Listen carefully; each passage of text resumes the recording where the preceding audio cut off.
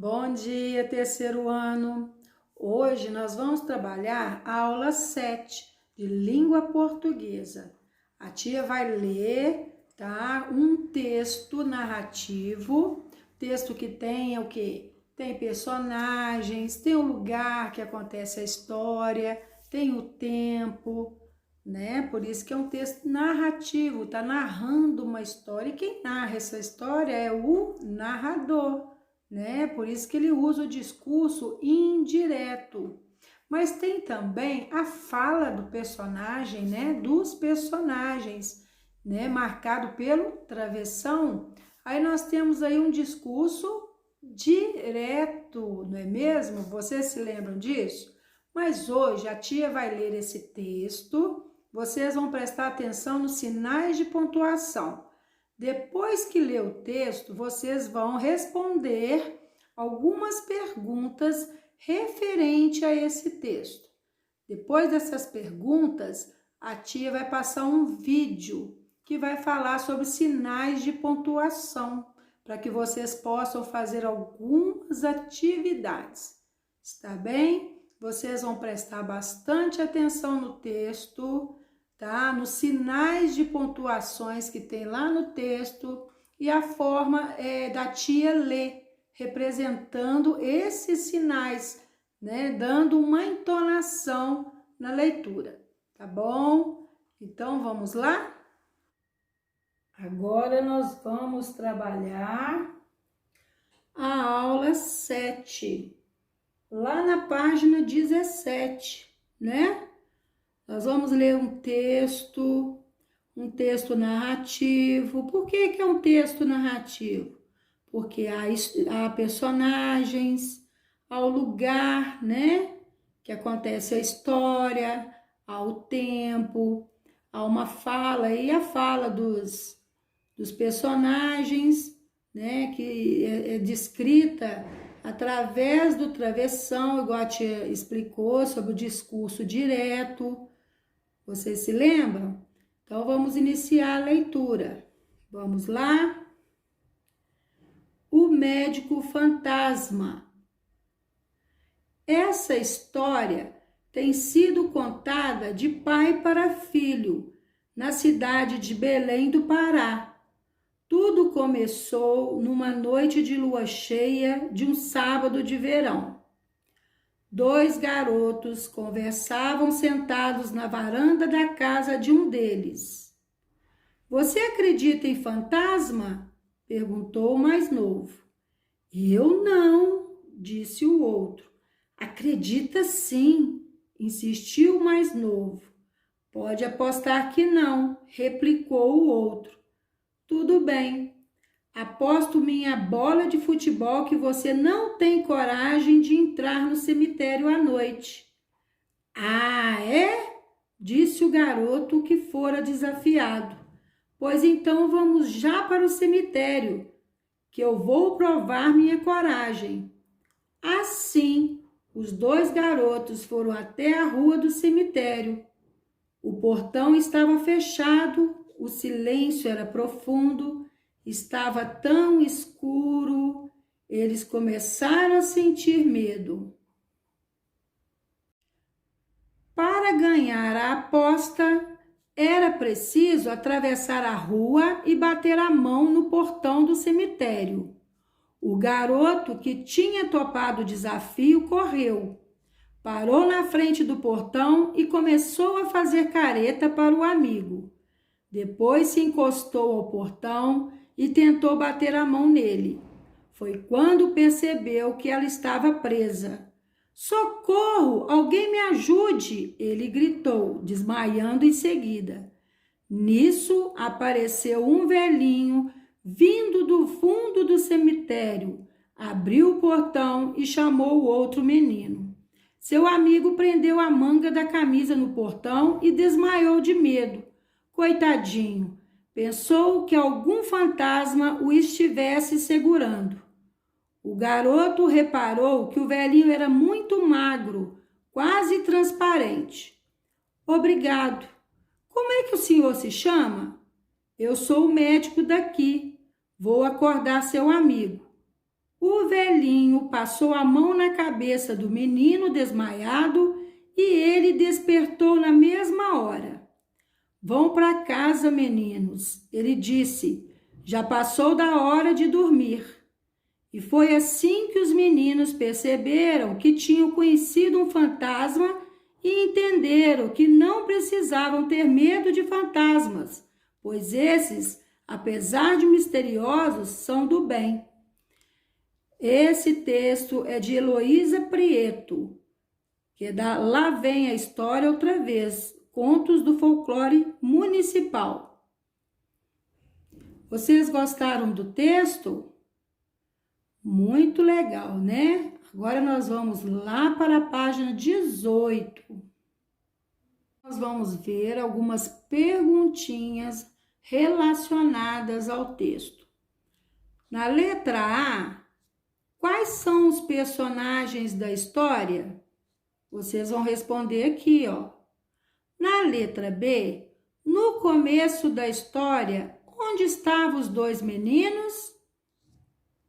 Letra C, qual pergunta feita pelo menino mais novo gerou uma aposta? Vocês vão responder aqui, ok? Olá, crianças! Tudo bem com vocês?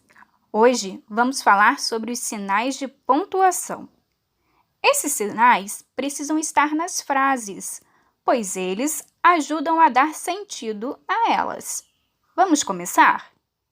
Esse é o ponto final. Ele serve para indicar o final de uma frase. Por exemplo, meu cachorro é bonito. Mamãe foi ao supermercado. Esse aqui é o ponto de interrogação. Ele aparece no final das frases, indicando uma pergunta, como, por exemplo, tudo bem com você? Qual é o seu nome? Este é o ponto de exclamação. Ele também fica no final das frases e é utilizado para indicar admiração, alegria e espanto. Observe os exemplos. Que belo dia! Que susto! Essa aqui é a vírgula. Ela aparece no meio da frase e serve para indicar uma pequena pausa na leitura. Como, por exemplo, fui ao mercado comprar abacaxi, banana, melão e goiaba. Estes são os dois pontos e servem para avisar que alguém vai falar ou para iniciar uma lista. Veja os exemplos. Lucas falou: eu te ajudo com as lições. Na loja, eu vi muitos brinquedos, carrinhos, bolas, bonecas e até peões. Esse daqui é o travessão. Ele indica a fala de alguém. Quando você volta? Eu volto sábado à noite. Agora, vamos ver se você aprendeu mesmo? Na frase, que café delicioso! Que ponto eu vou utilizar? O ponto de exclamação. Muito bem. E na frase, que horas são? Qual ponto eu vou utilizar nessa pergunta?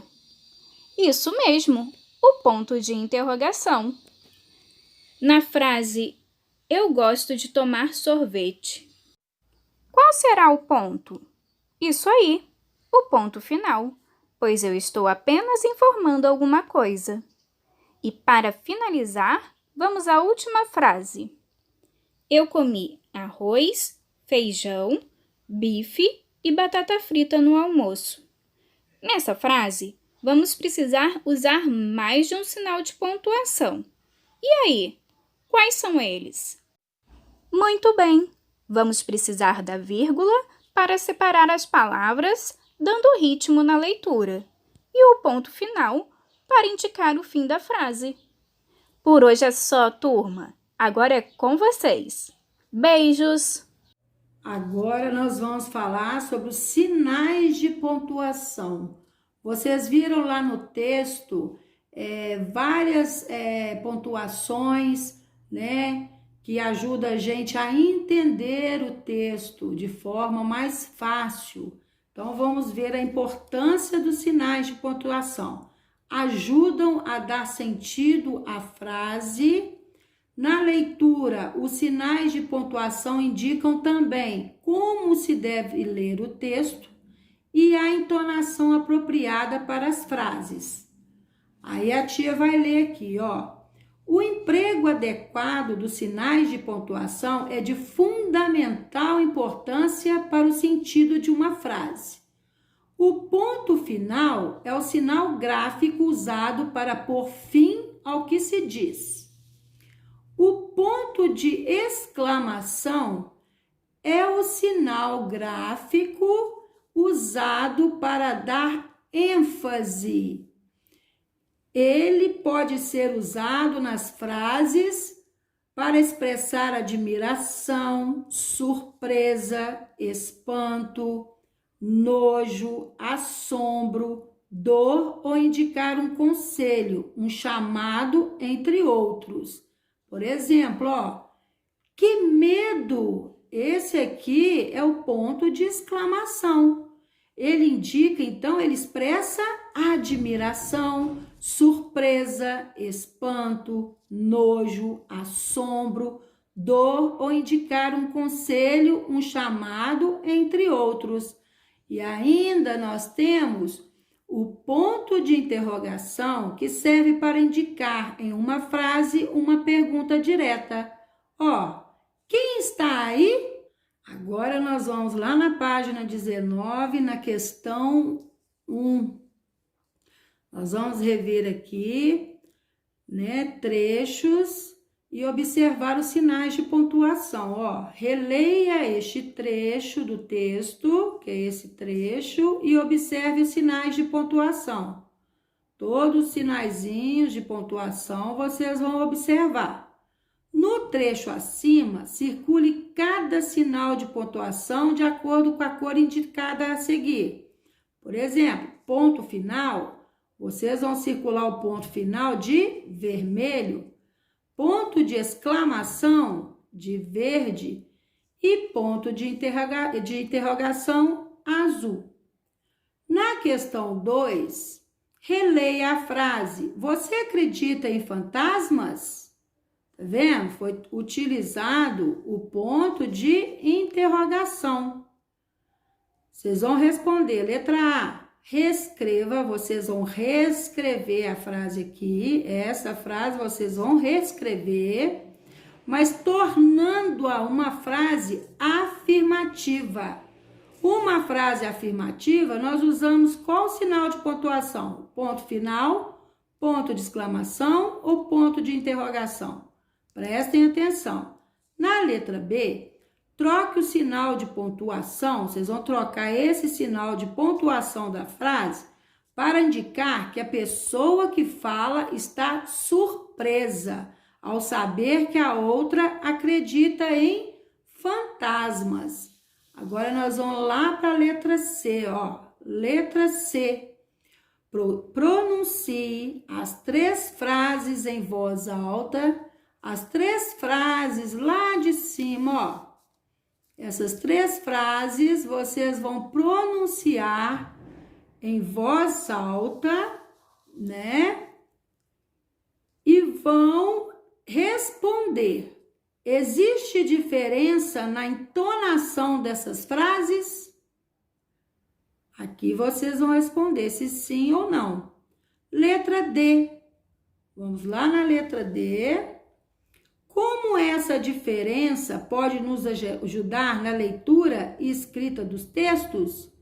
Então, vocês vão responder aqui como essas diferenças de entonação lá do texto acima, lá dos três trechinhos, ó, das 3 frases, como essa diferença, presta atenção, pode nos ajudar na leitura e escrita dos textos?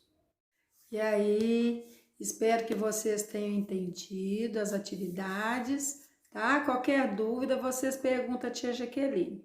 ok? Um beijo e até amanhã.